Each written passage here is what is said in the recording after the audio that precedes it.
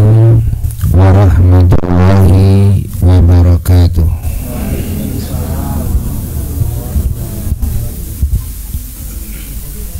Alhamdulillah wa afdhalus salati wa atammut taslim ala sayyidina Rasulillah wa ala alihi wa sahbihi wa mawalah. Wala hawla wala quwwata illa billah. Amma ba'du, faya ibadallah, usikum wa nafsi bitaqwallah, faqad fazal muttaqun. Hadirin hadirat rahimakumullah, alhamdulillah dina ieu sonten anu diberkahkeun urang sadayana ku Allah dipaparingan pituduh pitulung pikeun ngariung hadir dina acara milari ilmu Allah, dina acara zikir ka Allah. Oge zikir ka Rasulullah sallallahu alaihi wasallam. Oge dina acara silaturahmi, dina acara ngadua, istighatsah, tawassul, anu mana ieu sadayana amalan dimaksad ku sahibul bait, ku Kang Yusuf, dina raraga tasyakur bin ni'mah, wireh putrana anu cikal nyaeta Muhammad Hasbullah parantos rengse di khitan ngalaksanakeun sebagian tina sunnahna Rasulullah sallallahu alaihi wasallam, sebagian tina perintah Allah jalla jalaluhu wahdah.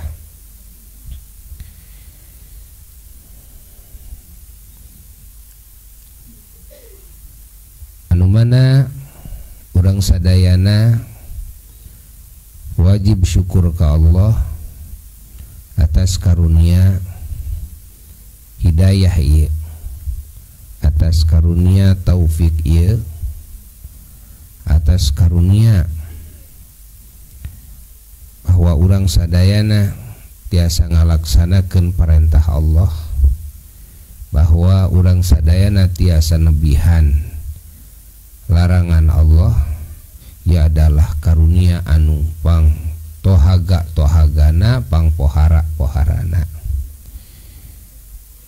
sehingga dina ngukuran ieu anugerah kedah langkung,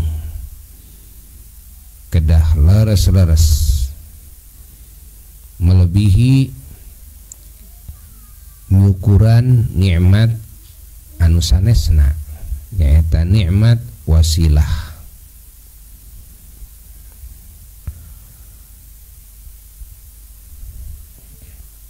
Karena urang sadayana diciptakeun ku Allah subhanahu wa ta'ala,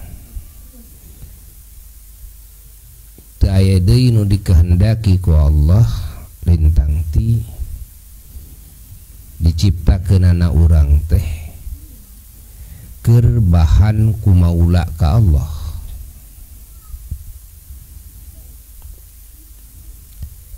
Hirup urang, jag-jag urang, sehat urang, kuat urang, pinter urang, ingetan urang, tanaga urang, oge sagala fasilitas dina hirup urang eta sadayana keur bahan kumaula ka Allah Ta'ala.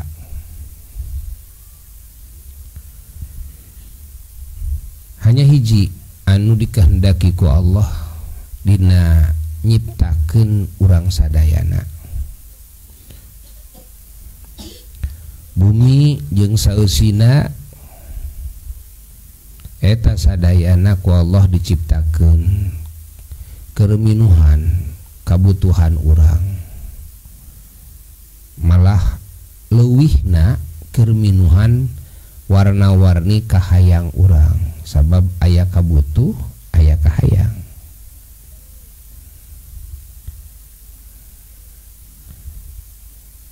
Allah nyiptakeun panon poe, nyiptakeun bulan bentang sami keur urang sadayana. Sagala nu aya di muka bumi ieu ku Allah Subhanahu wa ta'ala parantos diwakcakeun yen ieu teh keur urang. Khalaqalakum ma fil ardi jami'a.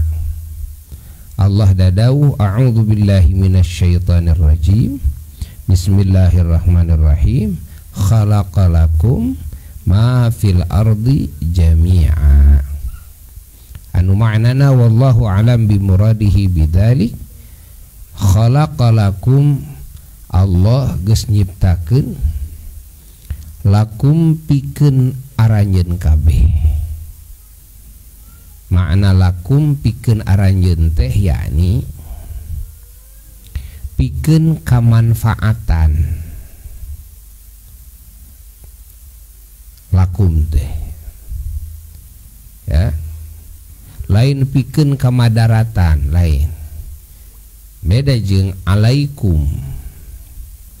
Jadi dina istilah bahasa Arab, tata bahasa Arab, sastra Arab, aya lakum aya alaikum. Ma'nana lakum lam walamu lil intifa. Lam ieu lil intifa eta nuduhkeun kana intifa. Naon intifa teh? Yakni ngalap manfaat. Ngalap manfaat.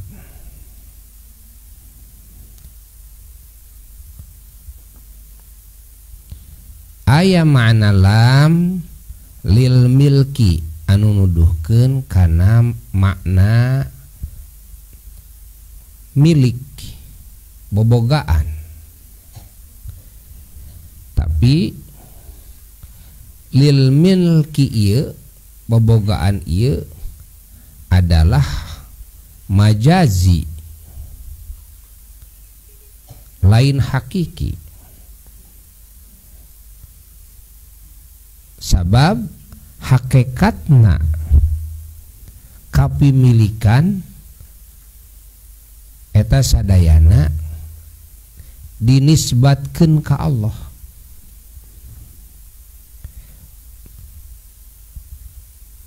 Sagala nu aya di bumi jeung bumina, termasuk urang sadayana manusia, sagala rupana nu aya dina diri urang, langit jeung eusina, aras kursi sapinuhna, lauh mahfud jeung kolamna, surga jeung narakana, kabeh alam nuluhur, alam nu handap, anu ebreh anu samar ti urang sadayana, anu zahir nu gaib, eta kabehanana milik Allah, gagaduhan Allah, murni gagaduhan Allah. Lillahi ma fis samawati wa ma fil ardi. Dina ayat kursi ku urang sok dibaca lahu ma fis samawati wa ma fil ardi, hartosna lahu hanya kagungan Allah, kan? Hanya kagungan Allah. Ma fis samawati, sagala anu aya di kabeh langit jeung langit-langitna, wa ma fil ardi jeung sakabeh nu aya di bumi jeung bumi-bumina, kabeh nu Allah. Maka makhluk mustahil secara hakikat boga hak, kan? Kana naon bae mustahil boga kapimilikan kana naon bae. Tong boro mah nu di luar tina jasad ruhani manehanana, cacak jasadna sorangan, rohanina sorangan, nu aya dina dirina sorangan, eta teu boga kapimilikan sameus-meus acan. Adapun kapamilikan anu sok dibahasakeun ku urang, anu jadi hukum, kan, dina kahirupan urang, ieu nu abdi, ieu nu si anu, ieu milik si anu, milik si anu, milik si anu, milik si anu, eta sadayana lain hakiki, tapi eta sadayana majazi. Kabehana ge nu Allah. Matak di mana dicanak kunu kagunganana, kan, anu hakiki, maka urang teu meunang ngoretkeun, urang teu meunang ngarasula cekolot mah, urang teu meunang amek, urang teu meunang teu ridho. Di mana nu kagunganana, kan, anu hakiki teh ngersakeun mundut naon bae gagaduhan mantenanana.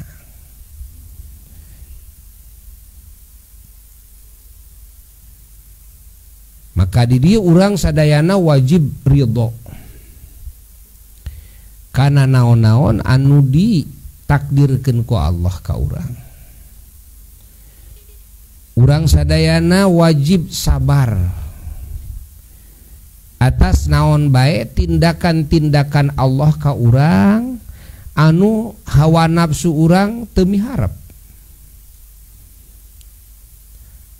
anu karasa ku urang beratna, maka urang kudu sabar.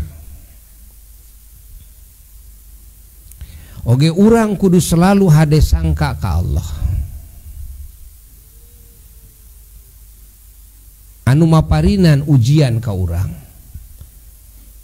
maparinan panyawat, maparinan naon bae kasulitan jeung sabangsana. Maka urang wajib kudu hade sangka ka Allah Subhanahu wa ta'ala, bahwa Allah Subhanahu wa ta'ala kudu diyakini ku hati urang. Allah teu ngadamel urang sebagai makhlukna, Allah teu maparinkeun naon bae atawa napi nyandak ti urang naon bae, kan, terkecuali Allah ngersakeun anu terbaik ke urang.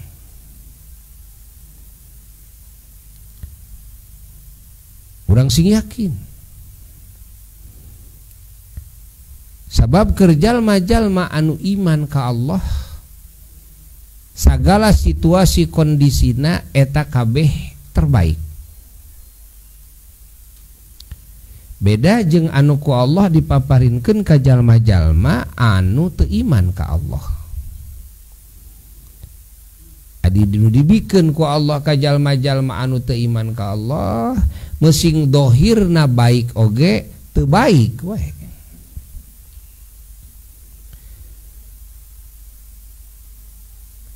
Ari nu dipaparinkeun ka jalma-jalma anu iman ka Allah,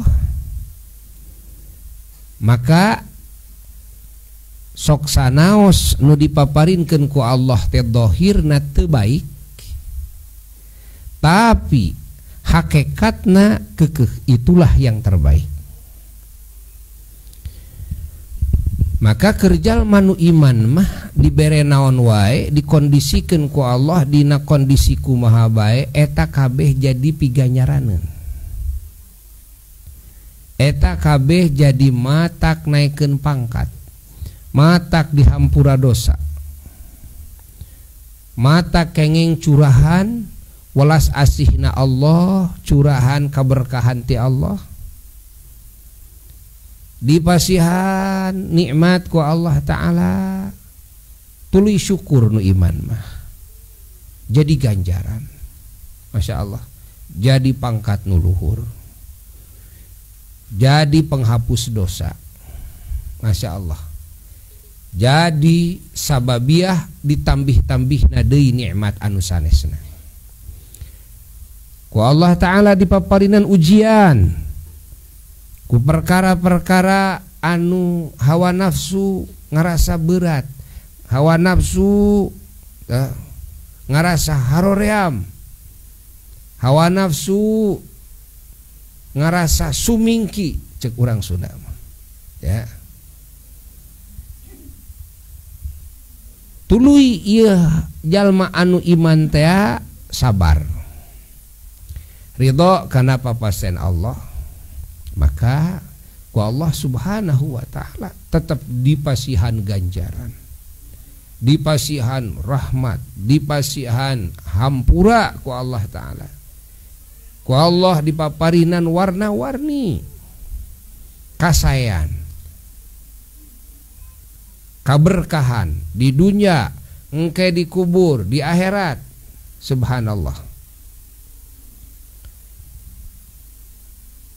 Sagalana jadi kasayan, sagalana jadi ganjaran, sagalana jadi anugerah, walaupun dohirna musibah. Jadi kerjal mah anu beriman mah najan dohirna musibah, tapi hakikatna anugerah. Ari kerjal mah anu kafir mah walaupun dohirna anugerah, hakikatna musibah.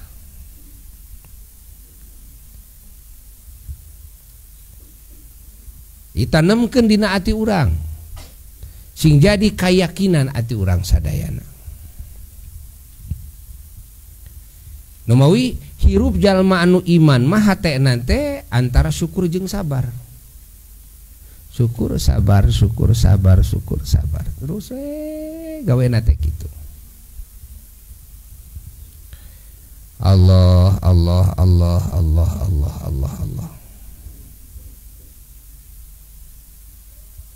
Maka orang wajib syukur ke Allah Subhanahu wa Ta'ala tatkala orang dipaparinan pituduh ku Allah sareng kamampuhan pikeun nuturkeun eta pituduh Allah, yakni ketika orang ku Allah dipaparinan tiasa syukur, orang kudu syukur. Di mana ku Allah dipaparinan orang tiasa sabar, orang kudu syukur. Alhamdulillah. Contoh ayeuna Kang Yusuf dina ieu saat gaduh putra, lajeng ngakhitan putrana. Apan ngakhitan teh eta teh musibah dohirna mah manya nganyerikeun budak disebut nikmat, manya ngocorkeun getih itu kan. Masya Allah, tina jasad anak urang nu dipika cinta ku urang, manya eta rek dianggap eta teh adalah anugerah, ya adalah musibah. Masya Allah. Tapi ketika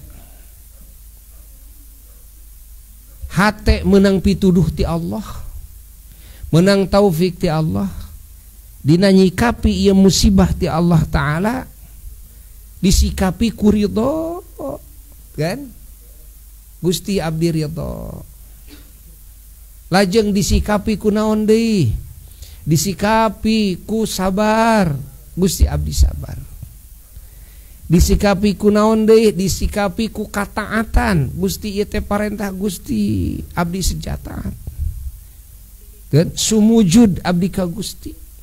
Sejak kumaula abdi ka Gusti da Gusti nu marentahkeun. Ka abdi kedah ngakitan anak abdi. Dedeh teuing ujang kudu ridho. Ieu teh jang parentah pangeran. Ujang kudu sabar, ujang kudu taat. Masya Allah. Disikapi ku hade sangka. Masya Allah. Ka pangeran. Sabab Allah teu marentahkeun ka sahabai hambana kalawan mang pirang-pirang parentah angin di mana eta hambana ngalakonan eta parentah ieu hambana ku Allah rek dipaparinan anugerah anu pohara anu tohaga. Masya Allah. Iraha dipaparinkeun eta anugerah aagengna engke di surga. Lajeng sebagianana ku Allah Subhanahu wa taala dipaparinkeun ka hambana ya, ti samemeh ieu hambana diasupkeun ka surga. Ti dunya keneh kaberkahan tina ibadah teh bakal kapendak ku urang. Katenangan hirup, warwani pertulungan ti Allah, warna-warni nikmat gitu kan. Kalancaran. Lajeng di alam kubur ku Allah dipaparinkeun. Lajeng hudang ti kubur engke teh ku Allah dipaparinkeun, kan? Dina waktu umumna jalma-jalma engke dina poe kiamah, jalma-jalma engke itu di akhirat. Hatta ti alam kubur kete, ti alam kubur keneh meunang siksaan Allah. Umumna mah kitu. Nah, tapi keur jalma-jalma nu iman mah kan anu taat ka Allah Subhanahu wa taala terbalik. Alam kuburna justru mangrupakeun alam kahirupan anu anyar, anu pinuh ku warna-warni nikmat, anu leuwih alus tibatan nikmat waktu di dunia. Engke hudang ti kubur di mahsyar engke sararea, tuh kan? Jalma nu iman mah ku Allah dipaparin warna-warni nikmat anu baru deui kan, Masya Allah. Nepi ka mana? Nepi ka bus ka surga. Ketika ku Allah dilebetkeun ka surga sadayana, maka didinya sampurnana nikmat, sampurnana anugerah ti Allah Subhanahu wa taala. Moga urang sing jadi ahli eta. Masya Allah. Allah. Oge Allah Subhanahu wa taala teu pati-pati ngalarang ka hamba-hambana tina ngalakonan hal-hal anu dilarang ku Allah, terkecuali pikeun hambana anu ngajauhan eta larangan Allah, ku Allah rek dipaparinan anugerah deui wae. Insyaallah. Anugerah nu pohara, darajat anu luhur, keberkahan jeung rahmat. Subhanallah. Hari-hari urang dina hirup nya satungtung urang inget pasti urang bakal mangihan dina hirup urang beurang jeung peuting. Satungtung urang inget hiji mangihan parentah Allah, dua mangihan larangan Allah. Satungtung urang inget dari teu inget memal mangihan naon ya. Satungtung urang inget pasti urang bakal mangihan hiji naon cenah parentah-parentah Allah, dua larangan-larangan Allah. Nah, sikapi ku ati urang duanana kan kunaon? Ku iman yakin ka Allah, ieu teh parentah Allah, ieu teh larangan Allah, ieu teh aturan Allah. Kunaon? Ku hade sangka moal sabati-bati Allah marentahkeun hal-hal ieu kan, angin pikeun sahabai hambana anu ngalakonan hal ieu ku Allah rek dipaparinan warna-warni anugerah di dunia jeung di akhirat. Moal sabati-bati Allah ngalarang kan ka urang sadayana anu jadi hambana tina ngalakonan ieu angin pikeun sahabai hambana anu ngajauhan eta larangan, ku Allah taala rek dipaparinan anugerah anu pohara di dunia jeung di akhirat. Jadi piuntungan kabeh ti mimiti korejat hudang sare nepi ka sare deui lamun disikapi ku hate anu iman ka Allah kan nu hade sangka ka Allah pasti bakal ningali kabehanana pinuh hari-harina ku anugerah piuntungan kabehanana piganjaraneun kabehanana lol parentah Allah gitu kan sikapi ku urang kan ku taat sok urang ngalakonan eta parentah ikhlas karena Allah dina ngalakonanana make tata cara ilmu-ilmuna ya jadi anugerah di mana urang ngareret hal-hal nu dilarang ku Allah jauhan tong dilakonan ku urang kan ta'udzan ku urang kan nah urang nyuhunkeun ka Allah pertulungan sangkan urang disalametkeun tina keberanian ngalakonan maksiat ka Allah taala jadi anugerah deui wae jadi ganjaran deui wae subhanallah subhanallah tina sisi parentah urang menang ganjaran tina sisi larangan urang menang ganjaran tina sisi nikmat urang menang ganjaran tina sisi musibah urang menang ganjaran mata urusan jalma nu iman mah sagalana hade dawuhan Nabi dugi ka Nabi ge ngaraoskeun takjub gitu kan ngaraoskeun waduh gitu kan ajaban di amril mukmin gitu. Kaget kami mah kaget Nabi oge kaget nah, eta manungan urusan jalma nu iman dawuh Nabi kaget sagalana jadi hade sagalana jadi ganjaran Allah matak di dieu urang wajib kudu leuwih syukur ka Allah taala tatkala Allah maparinan iman sareng Islam ka urang sadayana Masya Allah sehingga dina nyikapi sagala sendi kahirupan ti mimiti hudang sare nepi ka sare deui kabeh jadi ganjaran Masya Allah kan lain ukur nikmat tuh jadi ganjaran tapi musibah ge jadi ganjaran lain ukur parentah Allah nu jadi ganjaran larangan Allah ge jadi ganjaran Masya Allah Masya Allah Masya Allah Allah matak seueur jalmi-jalmi anu saroleh tatkala dipaparinan musibah teh malah syukur ka Allah dan tatkala dipasihan ujian ku Allah teh dan malah syukur ka Allah nah naon sababna apan hatena yakin ka pangeran apan hatena hade sangka ka pangeran ke hade sangka ka pangeran yakin ka pangeran hatena ridho hatena ikhlas tuh kan maka otomatis nu disebut musibah teh bakal katinggalina teh adalah nikmat contoh urang geus meunang sakola puluhan tahun TK, SD, SMP, SMA, perguruan tinggi boga gelar urang teh naon gelar teh doktor tukang insinyur kan umpamana aya gelar urang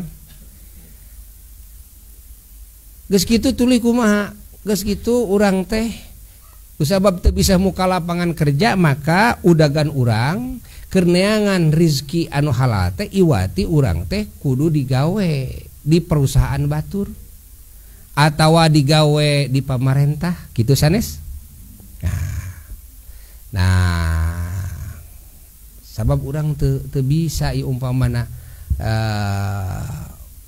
ya buka lapangan kerja atau bisnis sorangan deui wati kudu digawe dibawa ku urang map ya ijazah dibawa kabeh sertifikatna dibawa segala dibawa hasil menang sakola teh puluhan tahun kan bus ke hiji perusahaan ai barang bus ke hiji perusahaan tidinya urang ngalamar kerja aipek teh urang teh ya dipasihan we ditampi lamaran urang teh atoh syukur. Padahal urang sadayana yakin bahwa urang ditampi lamaran kerja urang teh kudu digawe. Urang teh kudu siap capek lain gitu. Kadang urang mikir tipe-ti ngagawean pekerjaan kantor dan sebagainya. Lamun musim hujan kadang-kadang urang kahujanan, kadang-kadang nepi ka urang sales magring jeung sabangsana. Jadi tapi urang teu drop. Geus cager kerja deui, geus cager kerja deui.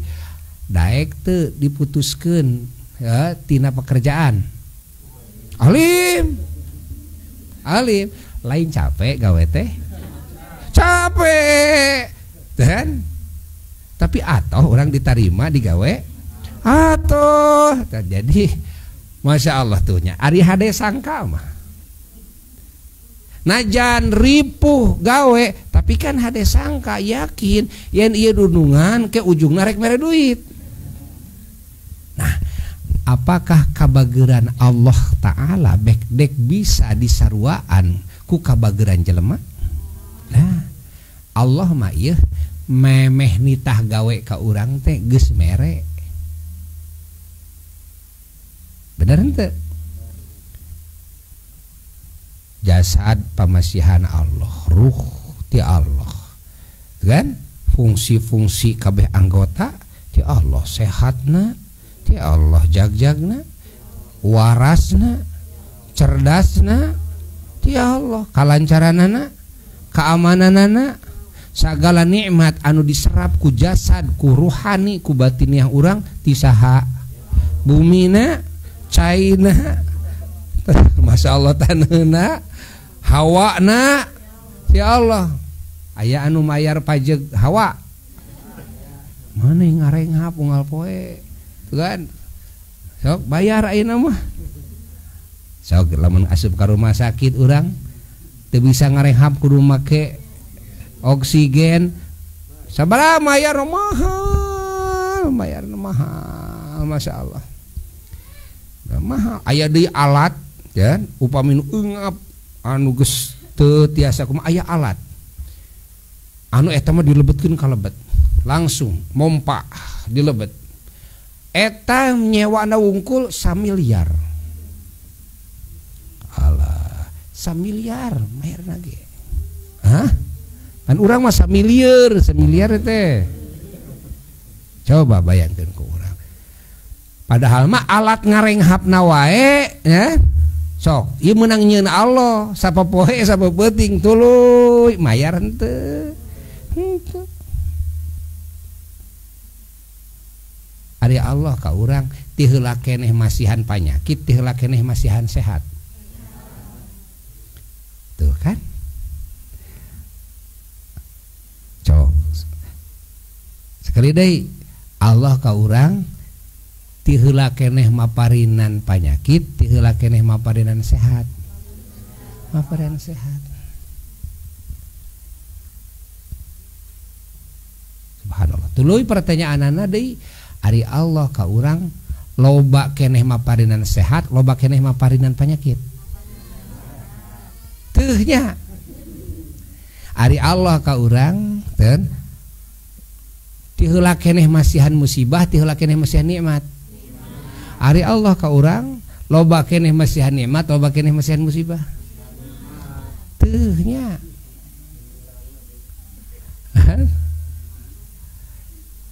Sebenarnya mah ieu tugas sabar mah da saeutik. Anu loba mah tugas syukur. Seingat jeung bisi hayang nyaho lolobana jelema anu cilaka teh lain ku musibah tapi ku nikmat. Catat tak ku urang lain ku musibah lolobana jelema cilaka teh ku naon? Ku nikmat. Sabab loba keneh naon? Loba keneh nikmat tinimang musibah. Ku sabab nikmat loba akhirna teu bisa kasyukuran, kan? Benu we Allah teh. Teh. Ku sabab loba nikmat, lah sepoho kanu maparin nikmat ku sabab naon loba nikmatna gitu kan naon pangna kana musibah ieu gitu kan osok inget wae kan sok inget wae naon cing sababiana ai kana nikmat sok poho wae tuh diantarana musibah mah da saeutik anu saeutik mah sok kainget-inget gitu kan bener teu abdi kapungkur keur budak nepi ka keur budak geus aki-aki ini inget eta kungsi gering 3 poe lain ai kungsi cagerna sabaraha puluh tahun kungsi cagerna gitu duh abdi eta mah kantos sesak napas lebih kalebet rumah sakit kenging 3 dinten di rumah sakit mayar sekian juta cenah di rumah sakit lain ai bisa ngarenghapna anu teu sesekna teh gitu ya abdi nyeri soca nepi ka teu bisa beunta-beunta acan kenging 3 poe lain ai nenyona tuh ya bayangkeun ku urang jadi lolobana jelema nu cilaka lain tina sabab musibah tapi tina sabab naon nikmat numawi dawuhan Allah wa qalilun min ibadiyasy syakur kacida saeutik pisan ti golongan hamba-hamba kami anu ahli syukur nu ahli syukur saeutik pisan dugika ku Allah disebatkeun saeutik pisan ya ieu teh nuduhkeun kana naon Allah taala ngadawuhkeun kitu ieu teh isyarat yen nikmati Allah teh geus teu aya wilanganana musibah mah saeutik nikmati Allah teh teu aya wilanganana naha ai kana nikmati Allah taala aneh bet jadi saeutik syukurna malah loba anu mepohokeun kana nikmati Allah kan mun bahasa urang ieu mah mun bahasa urang aing mah nyeri hate kitu beurang jeung peuting ku aing disewuk sagala bubutuhna beasna duitna sagala rupana sok imahna sagala rupana aing mah nyeri hate teu ngareret ku mata sabelah ka aing teling ka aing tah kitu saeutik nu eling ka aing gitu kan pahami ku urang ya makna wa qalilum min ibadiyasy syakur lain nuduhkeun kana saeutikna jalma nu bisa syukur wungkul lain tapi ieu nuduhkeun kana pohara tohaga na nikmati Allah subhanahu wa ta'ala tapi nah kitu teh disyukuran nah teu eling ka Allah nu maparinanana kan ieu makna wa qalilum min ibadiyasy syakur Allah nu matak nu panghese-hesena lain sabar tapi syukur naon nu jadi sababiah pangna leuwih hese syukur ketimbang sabar di antara nu jadi sababiahna sabab jelema kafir ge ketika dibere musibah dalah dikumaha najan teu nyaho ka pangeran teu percaya ka pangeran dalah dikumaha ujung ceritana nya mau tidak mau kudu narima we lain gitu pasti kabehanana bakal kitu rek nu iman rek nu teu iman ya mau tidak mau ai geus kumahakeun atuh kan dibere geringnya geus dikumahakeun atuh kacilakaan ai geus dikumahakeun atuh teu kan jadi kana musibah mah tong boro mah jelema nu iman nu kafir ge gitu kan bisa narima beda jeung kana nikmat tong boro mah nu kafir anu iman ge itu kan hese anu kan syukur hese anu eling ka Allah nu mapareana nikmatna. Kadituna tuluy we melak cangkeng dina beheung, dina irung malah. Melak cangkengna oge. Rarasaan menang aing nu aing. Oh, aing pangbeungharna, aing tuh gitu kan. Jadi we siga karun. Ya, dibere jabatan nu luhur di dunya jadi we siga Firaun, kan? Kumaha ujung caritana sakur jelema anu kumuluhung adigung padahal eta teh ti Allah nu Maha Agung, eta teh murni paparin Allah, murni damelan Allah eta teh ya. Tuluy di aku nu aing ku aing mun teu ku aing mah nu aing, oh aing leuwih tuh aing pang anu jeung sabangsana. Maka tingali di zaman baheula carita jelema anu awal dengan tingali kumaha kahancuranana di kemudian hari. Ya, tingali ku urang. Ya, tingali ku urang moal aya jelema di muka bumi anu sombong ku sababiah, gitu kan? Sombong ku nikmat anu ku Allah dititipkeun ka maranehanana, angin maranehanana bakal dihancurkeun ku Allah taala. Maranehanana bakal dilaknat ku Allah Subhanahu wa taala. Kan? Salah satu contoh ku kahadirna Covid-19 ayeuna. Jadi Covid-20 hiji ayeuna mah meureun. Ya, mahnya 18 wae. Ya. Ayeuna mah Covid-20 hiji. Covid-2 hiji, itu kan? Sok tingali kabeh kegagahan, kekuasaan anu ngarasa saya yang lebih berkuasa di muka bumi ini amruk. Kakarak dibere Covid amruk, ya, Covid can si kopod. Aduh. Kakarak Covid itu teh, itu kan? Aduh, amruk, itu kan kerugian negara. Walah, sabaraha ribu, itu kan triliun, puluhan ribu triliun. Oh, mantak pamarentahnya alah banget cieun pisan ieu rahayat kakeunaan kunaon ku Covid naon sababna di antara nu dipikasieun sabab pamarentah kudu mayar ka rumah sakit tina hiji jalma anu Covid nu ditangani ku rumah sakit eta teh aduh bayarna teh ageng lain 1 juta 2 juta tapi di atas 100 juta kan tuh coba lamun ayeuna 100 no Covid-na coba anu 1000 Covid-na pan sakitu Masya Allah kan sakitu seueurna ayeuna anu kena ku Covid. Coba bayangkeun kerugian ayeuna anu kacida besarna matak sieun keneh pamarentah ieu ku Covid mah daripada rakyatna. Bener henteu? Pek tingali di mana-mana rakyatna mah ngageleuneu we. Titah social distancing teu ngarti aing mah cenah kitu. Kan?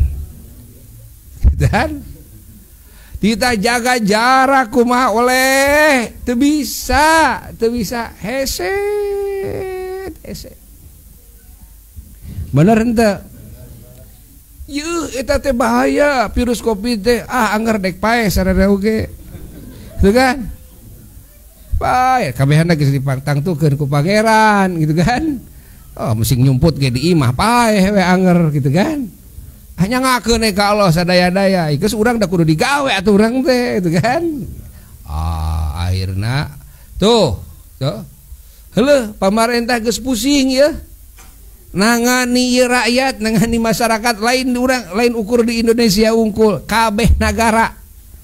Dongengna teh pusing ku rakyatna. Mantak aya hiji nagara geuningan ti heula mah basa mimiti teh nya kajenting macan we singa we diaburkeun da bongan kala luar wae.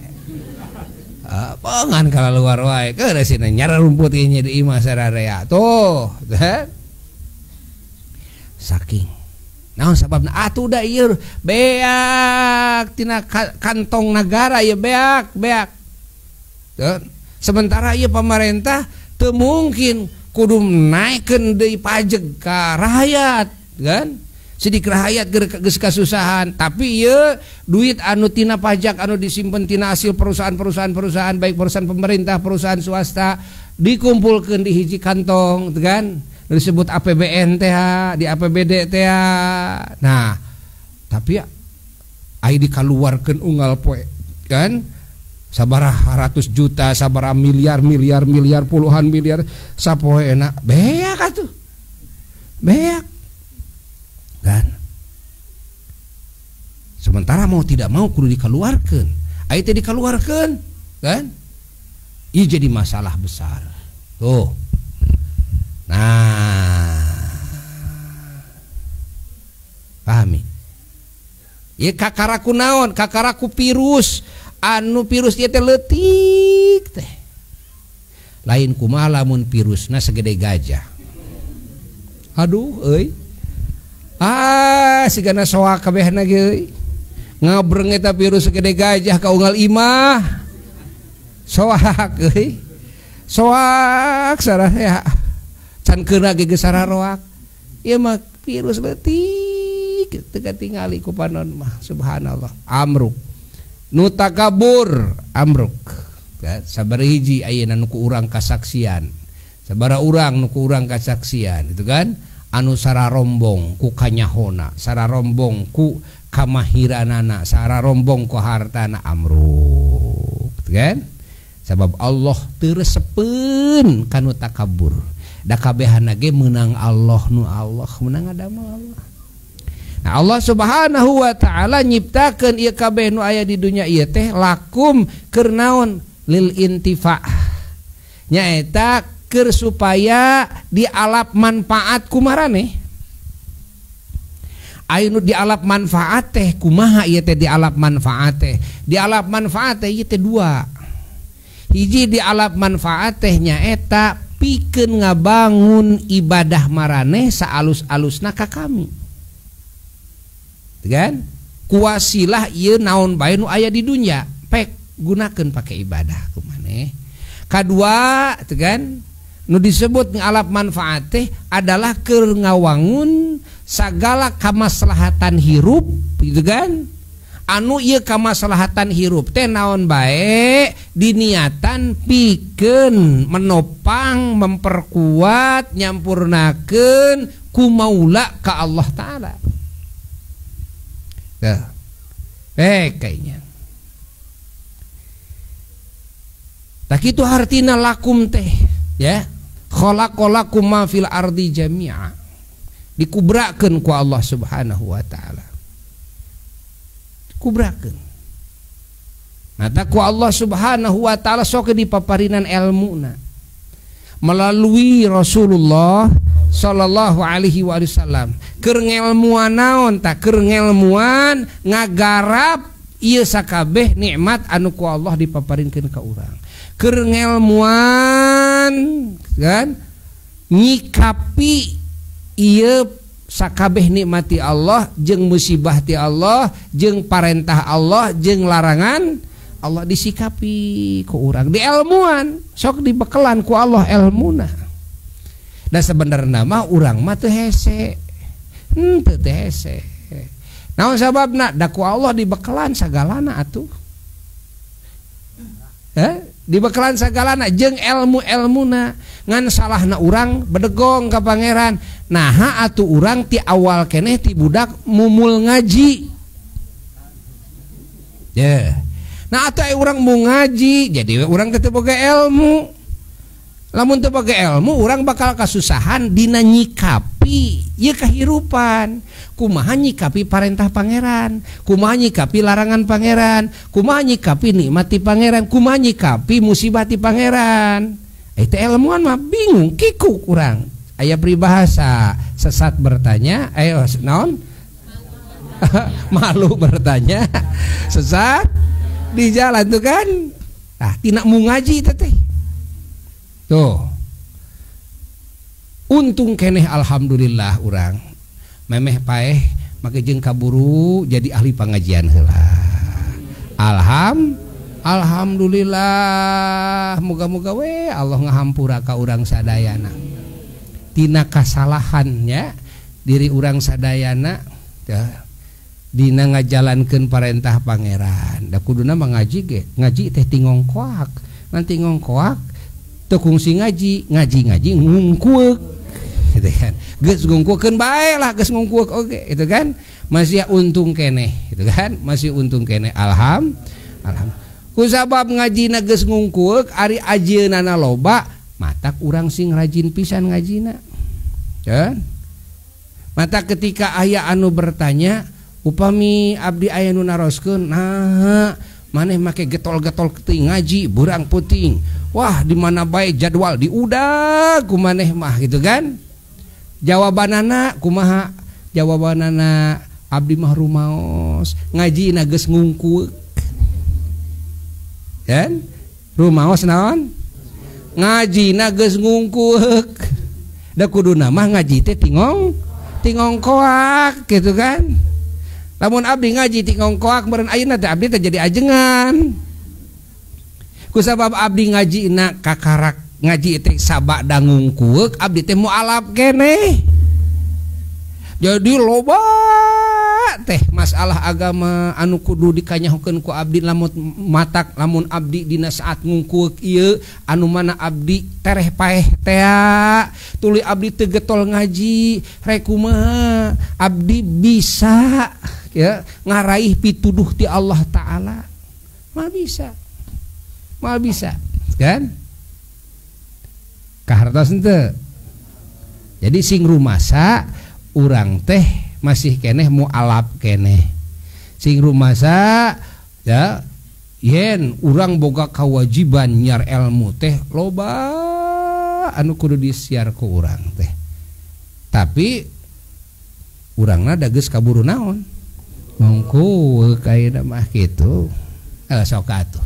Udag aya pengajian di mana, aya majelis di mana, udah ku urang teu bisa datang, sok ayeuna marili HP anu alus, sok ayeuna masang FB, sok ayeuna mangadengekeun ceramah terus ya dina Asyifa TV kan. Dengekeun tuluy kaynya bari nyangkere bari HS ge kaynya nepi ka reupna pake ngadengekeun eta we ngadengekeun pengetahuan hidayah ti Allah Subhanahu wa taala. Bulak-balik tuluy sing nepi ka nerap bisi kaburu paeh kan? Bisi kaburu paeh. Bongan urang ngajina sabada ngungkul. Tah kitu. Ai nu ngajina tingongkoak mah pan henang hening geus kolot teh, tinggal amal we jeung ngawurukan batur gitu. Kitunya. Gitu.